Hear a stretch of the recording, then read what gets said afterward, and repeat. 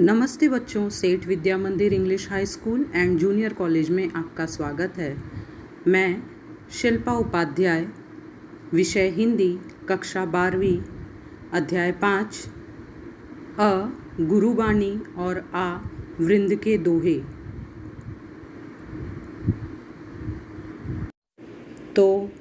तो आइए बच्चों, अब हम चलते हैं अपने मुख्य विषय पर। अध्याय 5 में भाग अ गुरुबाणी का अध्ययन करेंगे, जिसके कवि गुरु नानक जी हैं।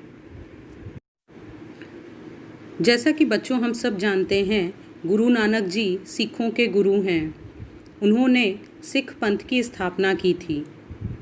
यहाँ पर जिस प्रकार कविता का नाम गुरुवाणी है, इसका अर्थ है गुरु की वाणी। गुरु की वाणी कैसी होती है? सीख देने वाली तथा नीतिपरक होती है, जिसमें गुरु के द्वारा दिया गया संदेश मनुष्यों के लिए, मानवों के लिए, कल्याण के लिए छुपा होता है।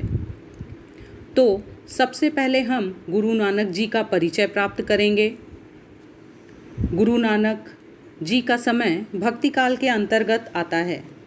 ऐसा माना जाता है इनकी रचना के बारे में कि भक्ति भाव से पूर्ण होकर गुरु नानक जी जो भजन गाते थे, उनका संग्रह ग्रंथ साहिब में किया गया है।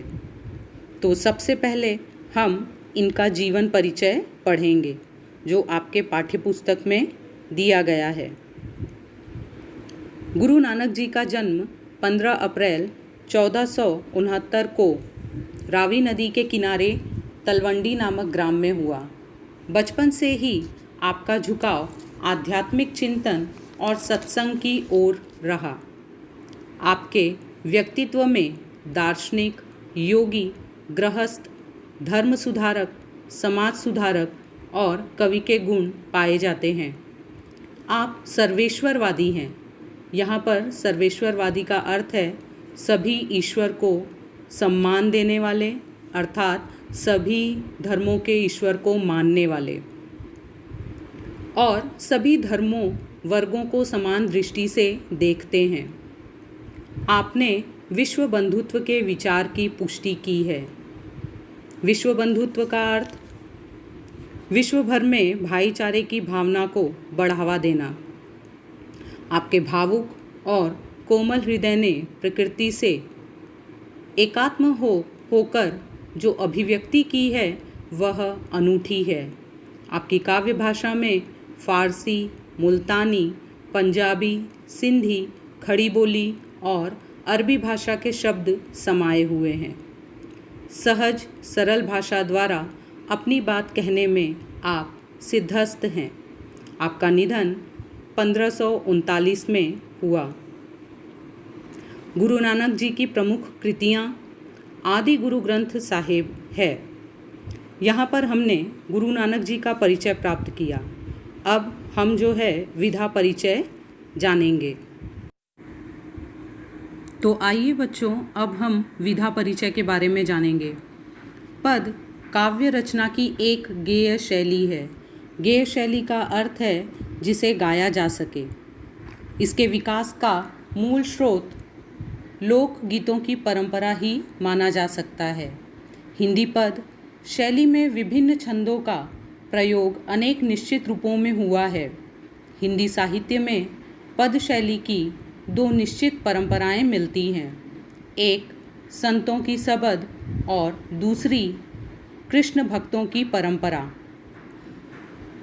आगे कविता का पाठ परिचय। प्रस्तुत दोहों तथा पदों में गुरु नानक ने गुरु की महिमा, कर्म की महानता, सच्ची शिक्षा और विषयों पर अपने विचार व्यक्त किए हैं। मनुष्य के जीवन को उदात्त और चरित्रवान बनाने में गुरु का मार्गदर्शन, मनुष्य के उत्तम कार्य और सच्ची शिक्षा का बहुत बड़ा योगदान रहता है। गुरु द्वारा दिया जाने वाला ज्ञान ही शिष्य की सबसे बड़ी पूंजी है। संसार मनुष्य की जाति का नहीं, अपितु उसके उत्तम कर्मों का सम्मान करता है। मनुष्य का श्रेष्ठत्व उसके अच्छे कर्मों से सिद्ध होता है, ना कि उसकी जाति अथवा वर्ग से। गुरु नानक ने कर्मकांड और बाह्य आडंबर का घोर विरोध किया है। जैसा कि बच्चों यहाँ पर इस काव्य में गुरु नानक जी ने गुरु की महिमा का वर्णन किया है। बच्चों, आपको याद होगा कि पहले हम कबीर के दोहे में यह पद पढ़ चुके हैं। गुरु गोविंद दोऊ खड़े, काके लागू पाए, बलिहारी गुरु आपने, गोविंद दियो बताए। कबीर जी ने इस दोहे का अर्थ बताया है कि गुरु और गोविंद यानी भगवान यदि दोनों एक साथ खड़े हों तो किसे प्रणाम करना चाहिए, गुरु को अथवा गोविंद को। ऐसी स्थिति में गुरु के श्री चरणों में शीश झुकाना उत्तम है, क्योंकि जिनकी कृपा रूपी प्रसाद से ही गोविंद के दर्शन का सौभाग्य प्राप्त हुआ है। तो आइए बच्चों, अब हम काव्य के पहले पद को पढ़ेंगे और उसका भावार्थ समझेंगे। नानक गुरु न चेतनी, मनी आपने सुचेत, छूते तिल बुआड़ जीव, सुए अंदर खेत, खेते अंदर छूटिया, कहु नानक सौनाह, फली अही फूली अही, बपुड़े भी तन विच स्वाह। यहाँ इसका अर्थ भी बताया गया है, भावार्थ भी इस पद का दिया गया है। सबसे पहले हम शब्दार्थ देख लेते हैं। चेतनी शब्द यानी चेतना, महसूस करना, मन, आपने, अपने, सुचेत, चतुर, चालाक, बुआड़, बुआई करना, बोना, सुए, सोए हुए, जीव, जैसे, छुट्या, छूटे पड़े हैं, सौ, नाह, नाथ, बपूड़े, बिचारे, तन, शरीर, स्वाह, राख। तो आइए बच्चों, अब हम इस काव्य के पद की भावार्थ को देखते हैं।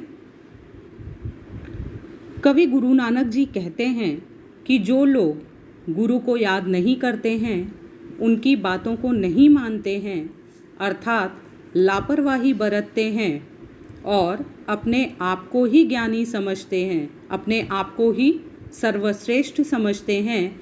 कहने का तात्पर्य यह है कि वे खुद चतुर बनते हैं, चालाक बनते हैं।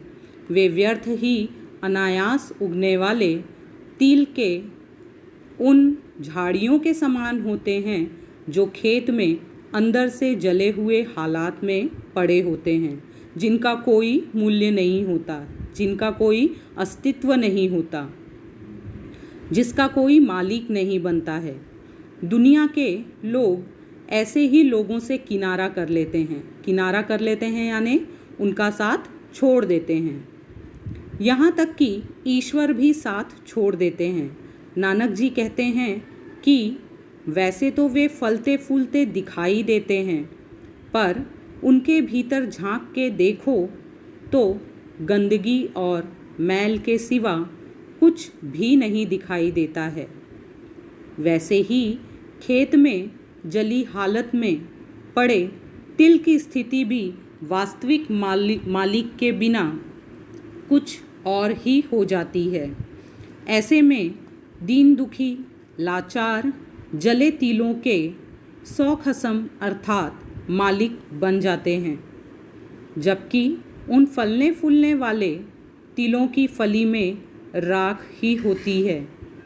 कहने का तात्पर्य यह है कि गुरु के सानिध्य के बिना यह जीवन बेकार है, नश्वर है।